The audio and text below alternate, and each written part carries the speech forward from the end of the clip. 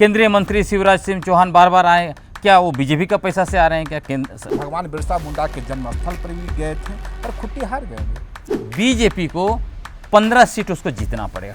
वो इतना एग्रेसिव हरियाणा में नहीं है, वहाँ डिफेंस की मुद्रा में नजर आ रही है।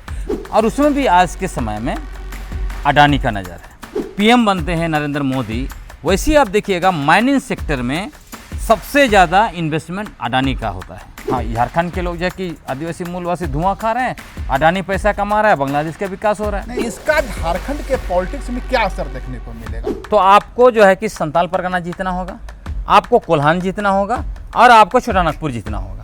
झारखंड में जो एग्रेसिवनेस है, इसका आखिर परिणाम क्या होगा? नमस्कार, जोहार, मैं हूं देवेंद्र कुमार। आप देखना शुरू कर चुके हैं समृद्ध झारखंड।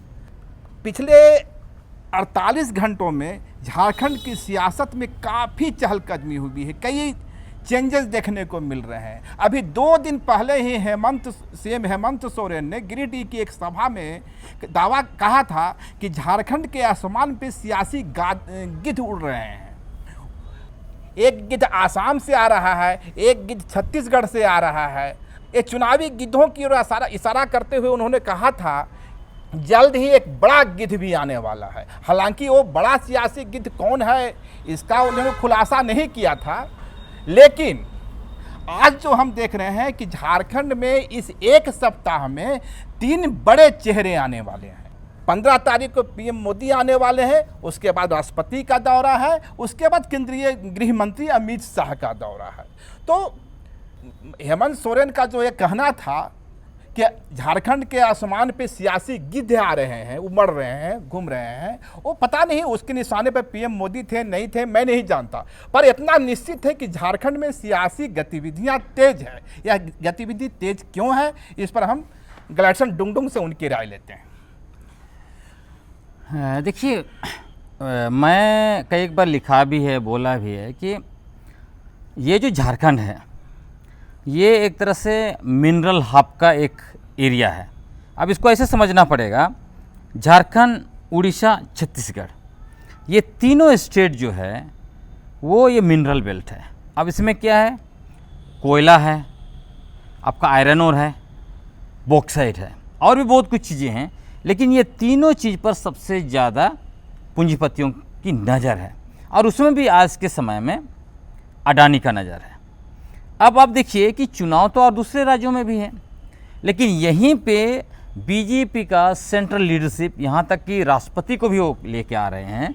उनका जो एक स्ट्रेटजी रहता है, उसके साथ साथ जितने इनके स्टेट के सीएम हैं, अलग अलग स्टेट के, वो आ रहे हैं और उसके साथ साथ केंद्रीय एजेंसियों का अलग इनिशिएटिव है। तो ये सब चीज़ें क्यों हो रहे हैं, उसके पीछे यही है। आप देखिएगा 2014 से इसको समझना पड़ेगा आपको। 2014 में जैसे ही पीएम बनते हैं नरेंद्र मोदी, वैसे ही आप देखिएगा माइनिंग सेक्टर में सबसे ज़्यादा इन्वेस्टमेंट अडानी का होता है।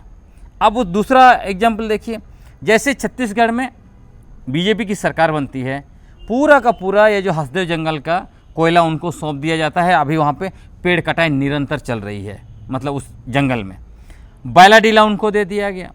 अब उड़ीसा में जैसे उनकी सरकार बनी है, वैसे आप देखिए वहाँ उनको नियमगिरी उनको दिख रहा है और अभी अडानी ने एल्युमिनियम में इन्वेस्ट शुरू कर दिया है।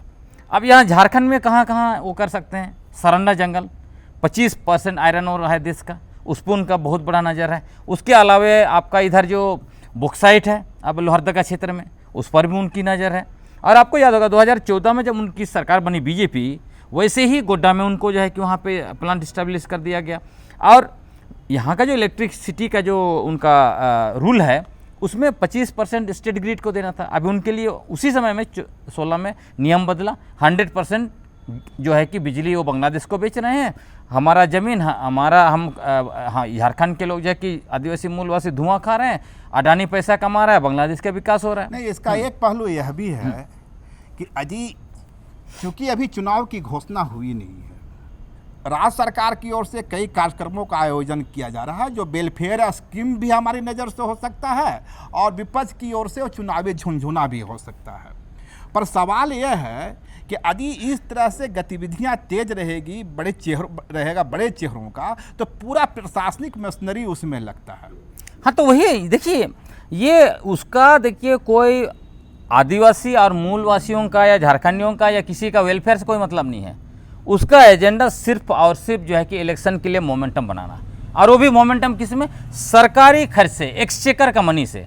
अभी देखिए इलेक्शन का घोषणा नहीं हुआ है। अभी सीएम अगर मान लीजिए कि हेमंत बिस्वा शर्मा आ रहे हैं, वहाँ से सरकारी खर्चे पर आ रहे हैं। केंद्रीय मंत्री शिवराज सिंह चौहान बार बार आए, क्या वो बीजेपी का पैसा से आ रहे हैं? क्या केंद्र सरकार का पैसा से आ रहे हैं? अभी पीएम मोदी आएंगे, गृह मंत्री आएंगे, राष्ट्रपति आएंगे, और जो भी लीडरशिप आएंगे, सारा सरकार का, मतलब एक्सचेकर का। ये देखा गया है, ये दुर्भाग्य है हमारे देश के लिए कि जो एक्सचेकर है भारी, मतलब जीएसटी दे रहे हैं, है ना, हम लोग जीएसटी दे रहे हैं, टैक्स दे रहे हैं, सब कुछ दे रहे हैं, उस पैसा को इस तरह से राजनीतिक पार्टियां जो है कि अपना चुनावी फायदे के लिए उपयोग करते हैं, चाहे वो केंद्र हो, राज्य सरकार, कोई भी है। ये गलत बात है। ऐसा है ना कि पिछला बार भी हम लोग लोकसभा चुनाव के दरमियान देखे थे, पीएम मोदी का खुट्टी दौरा हुआ था, भगवान बिरसा मुंडा के जन्मस्थल पर भी गए थे, पर खुट्टी हार गए वे।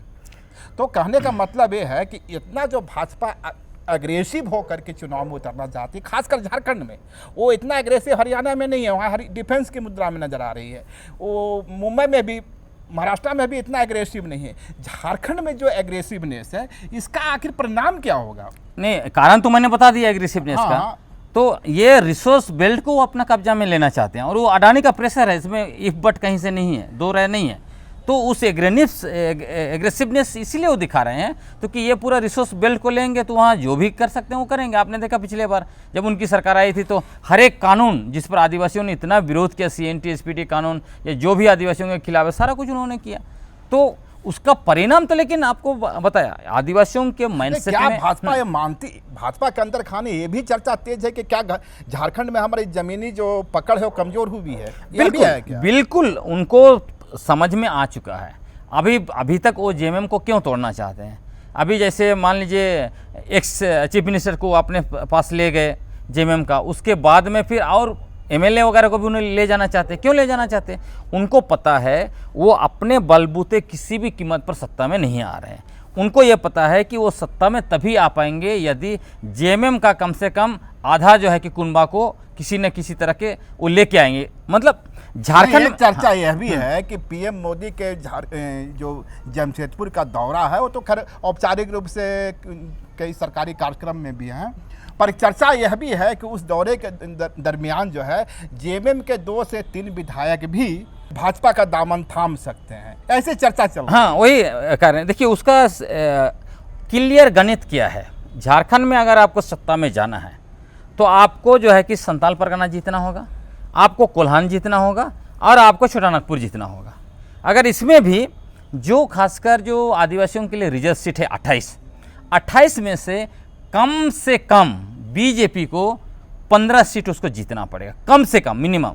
अगर 15 सीट नहीं जीतते हैं ST रिजर्व सीट, तो कहीं से भी सत्ता में आने का सवाल ही नहीं। इसीलिए उनका केंद्र देखिए, अगर PM मोदी आ रहे हैं तो जमशेदपुर में क्यों? क्योंकि वो कोल्हान को टारगेट करके आ रहे हैं।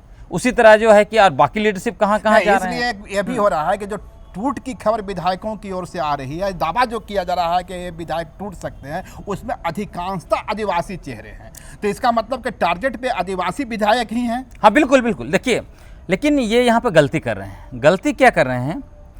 आपके साथ, मतलब बीजेपी के साथ लीडर तो जा रहे हैं, लेकिन जनता नहीं जा रही। अब लीडर तो चुनाव नहीं जिताएगा, जनता चुनाव जिताएगा ना। तो ये जनता पर फोकस करने के बजाय वो लीडर पर फोकस कर रहे हैं, जबकि उनको लोकसभा का चुनाव से खुद सीख लेना चाहिए, सबक लेना चाहिए था। देखिए, गीता सोरेन को ले गए, गीता कोड़ा को ले गए, सीता सोरेन को ले गए, क्या हुआ? कुछ नहीं हुआ।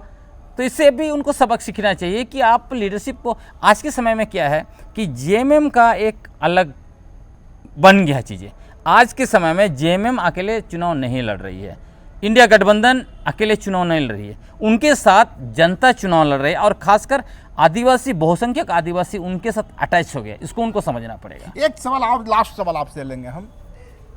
यह के दिनों में झारखंड में एक बड़ा सियासी बदलाव हुआ है, मासस, जिसका कोयलांचल में एक बड़ा प्रभाव माना जाता था, सिंदरी के, निरसा के, और वो जो निकटवर्ती विधानसभा है वहाँ, उसी तरह से माले, बागोदर हो गया, कोडरमा हो गया, बरकट्टा का इलाका है, जमुआ, ये सब जो इलाका है, यहाँ इनका प्रभाव था। इस बार दोनों में विलय हो गया, तो इसका झारखंड के पॉलिटिक्स में क्या असर देखने को मिलेगा। और उससे ही बड़ा सवाल, इंडिया गठबंधन में इन सीटों को, इनके लिए सीटों का एडजस्टमेंट करना कितनी बड़ी चुनौती होगी। देखिए, जब दोनों एक साथ आए हैं तो इनकी ताकत बढ़ी है, ताकत बढ़ी है तो इनकी मांग भी बढ़ेगी। नेचुरल। तो इसलिए, लेकिन इनका जो जिस तरह से उन्होंने कहा है, मैंने स्टेटमेंट पढ़ा है अखबार में, उन्होंने कहा है कि हम जो है कि इंडिया गठबंधन के साथ ही जाएंगे। तो इससे ऐसे लगता है कि ये हार्ड बार्गेनिंग करेंगे अपना ताकत दिखा के, लेकिन जो है कि इसके साथ ही रहेंगे। लेकिन ये भी ये निश्चित तौर पर कहा जाना चाहिए कि अभी इनकी ताकत बढ़ेगी। हो सकता है सीट भी बढ़ेगा। सीट, मान लीजिए इनके पास 2 सीट था, तो हो सकता है कि 5 के आसपास से जा सकते हैं। तो इस तरह से शायद मैंने 5 या 6 सीट हाँ। इस बार माले अपने हिस्से ले जा बिल्कुल सकते हैं। बिल्कुल है ना? बिल्कुल। बहुत बहुत बात गलेटसन भाई, आपने कीमती समय दिया। आपका एक बार फिर से धन्यवाद। तो ये थे हमारे साथ गलेटसन डुंगडू। इस तरह की खबरों को देखने के लिए, यदि आपको लगता है कि ये मुद्दे समसामयिक हैं, ये मुद्दे झारखंडियों की हित में है, झारखंडी आवाम के हित में है और सारगर्भित है, तो हमारे चैनल को सब्सक्राइब करें और अधिक से अधिक अपने दोस्तों मित्रों के साथ इसे शेयर भी करें। धन्यवाद।